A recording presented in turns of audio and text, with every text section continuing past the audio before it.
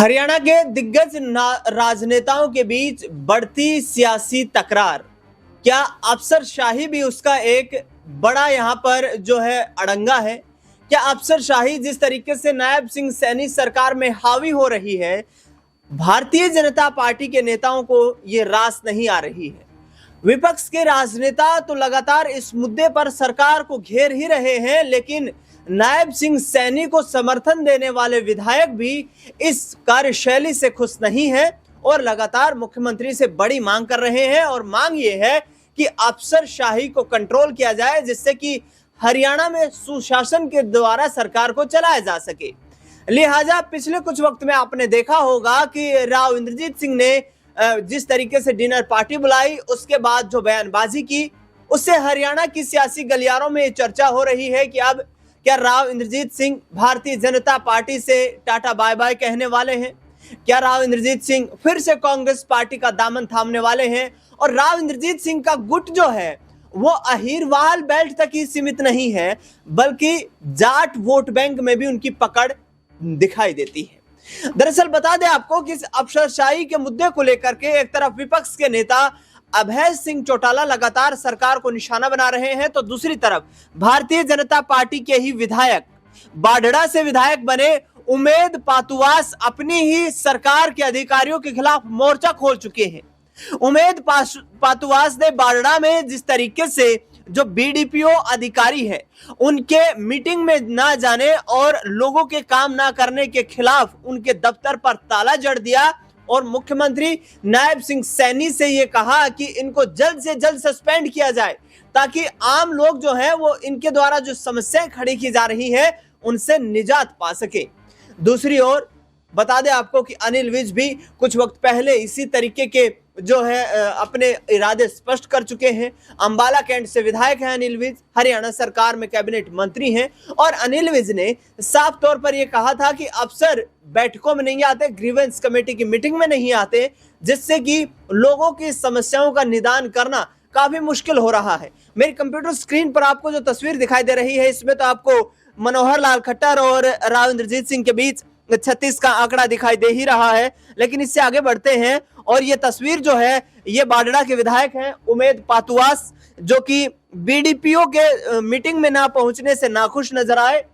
मुख्यमंत्री नायब सिंह सैनी को इन्होंने फोन किया और ये कहा कि इस भ्रष्ट अधिकारी को जल्द से जल्द सस्पेंड किया जाए, लेकिन अफसरशाही देखो कितनी हावी है सरकार पर कि उस अधिकारी को सस्पेंड ना करके उसके ट्रांसफर के ऑर्डर जारी कर दिए गए। अब आगे आपको तस्वीर दिखाते हैं जिसमें बीडीपीओ के दफ्तर पर ये ताला मारकर किस तरीके से विरोध प्रदर्शन कर रहे हैं उमेद पातुवास और उनके समर्थित जो है लोग यहां पर मौजूद हैं, जो बीडीपीओ दफ्तर के बाहर बैठे हैं। और इनका कहना है कि एक छोटा सा अधिकारी जो है विधायक की बात नहीं सुन रहा है, ग्रीवेंस की कमेटी में नहीं आ रहा है। और बड़ा सवाल यह है कि उमेद पातुवास जो है ये सरकार के विधायक है।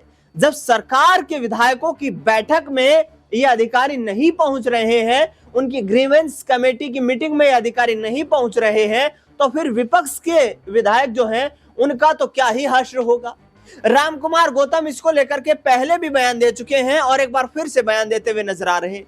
राम कुमार गौतम ने कहा है कि ये जो अफसरशाही है ये इतनी हावी है कि विधायकों को कोई वैल्यू ही नहीं देते हैं, ये कोई तवज्जो ही नहीं देते हैं। ऐसे में विधायक सिर्फ अपने क्षेत्र में एक नाम का विधायक बनकर रह गया है। लोगों को विधायकों के पास जाने में अब तकलीफों का सामना करना पड़ रहा है। लोग कहीं ना कहीं अपने आप को शर्मिंदा महसूस कर रहे हैं। लोग ये समझ रहे हैं कि विधायक किसी भी समस्या का समाधान नहीं करवा सकता है। इससे आगे बढ़ते हैं और तस्वीर दिखाते हैं आपको। ये राव इंद्रजीत सिंह और उमेद पातुवास जो है वो एक साथ इस फ्रेम में नजर आ रहे हैं। आपको टेक्स्ट लिखा हुआ है ऊपर, देखिए आप, उमेद के समर्थन में राव, यानी कि साफ तौर पर ये उमेद पातुवास जो है ये राव इंद्रजीत सिंह के खेमे के हैं। बाढ़ड़ा विधानसभा सीट से इन्होंने विधानसभा का चुनाव लड़ा। राव इंद्रजीत सिंह इनके चुनाव प्रचार में गए और इन्हीं के गुट से माना जाता है। वहीं चौधरी धर्मवीर के भी ये काफी करीबी हैं, जो कि भिवानी महेंद्रगढ़ लोकसभा सीट से सांसद हैं। तो कहीं ना कहीं ये बात को दर्शाता है कि राव इंद्रजीत सिंह की नाराजगी सिर्फ अहिरवाल बेल्ट तक सीमित नहीं रहेगी, बल्कि आसपास के अन्य जिलों की राजनीति को भी प्रभावित करेगी। चाहे वो हिसार की राजनीति की बात करें, चाहे भिवानी की राजनीति की बात करें, चाहे चरखी दादरी की बात करें या फिर सोनीपत झज्जर की बात कर ली जाए।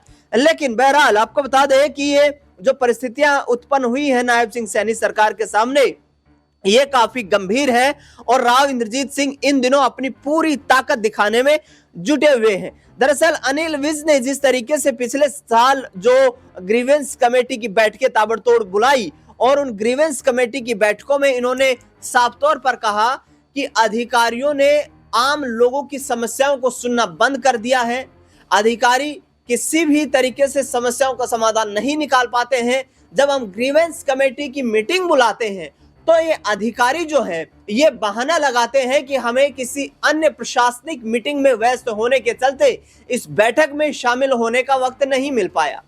याद कीजिए राव नरवीर सिंह ने भी यही कहा था कि गुड़गांव के भ्रष्ट अधिकारी जो हैं उनको 1 मिनट भी अब गुड़गांव में बर्दाश्त नहीं किया जाएगा, क्योंकि ये तमाम जो अधिकारी हैं इनके राजनीतिक आका संगठनों में, सरकार में ऊपर तक बैठे हुए हैं, जिससे कि इनके हौसले इतने बुलंद हैं कि एक तरफ तो ये खुलेआम भ्रष्टाचार को बढ़ावा दे रहे हैं, भ्रष्टाचार में संलिप्त हैं, और दूसरी ओर जब ग्रीवेंस कमेटी की बैठकें बुलाई जाती हैं तो इन अधिकारियों की मौजूदगी वहां पर नजर नहीं आती है। तो क्या आने वाले वक्त में एक बड़ी एंटी इनकम्बेंसी या यूं कह लें कि सत्तारूढ़ भारतीय जनता पार्टी में ही ऐसा माहौल हरियाणा में तैयार हो जाएगा जो कहीं ना कहीं नायब सिंह सैनी सरकार को चलाना बड़ी मुश्किलात खड़ी कर देगा? दरअसल आपको बता दें कि जिस तरीके से ये जो तमाम घटनाक्रम घटित हो रहा है इसके प्रति हरियाणा के लोगों में काफी जो है निराशा का माहौल देखने को मिल रहा है। हरियाणा में आम लोग सीधे तौर पर कहते हुए नजर आते हैं कि विधायक मंत्रियों तक की बात अफसरों के द्वारा नहीं सुनी जाती है। ऐसे में वो लगातार परेशानियों का सामना कर रहे हैं और सरकार के मंत्रियों, विधायकों और सरकार के अधिकारियों से अब उन्हें कोई उम्मीद नजर नहीं आ रही है। इसका कितना बड़ा इंपैक्ट पड़ेगा सरकार पर, इसका कितना इंपैक्ट पड़ेगा सरकार की कार्यशैली पर, उनके रवैये पर, उनकी यहाँ पर ब्यूरोक्रेसी की पकड़ पर, यह तो आगे आने वाला वक्त दर्शाएगा। लेकिन जो माहौल इस वक्त बन रहा है वो बिल्कुल भी भारतीय जनता पार्टी के समर्थन में नजर नहीं आता है, क्योंकि भारतीय जनता पार्टी संगठन, सरकार के जो तमाम समर्थित विधायक हैं लगातार ये उनकी समस्याएं सामने आ रही हैं।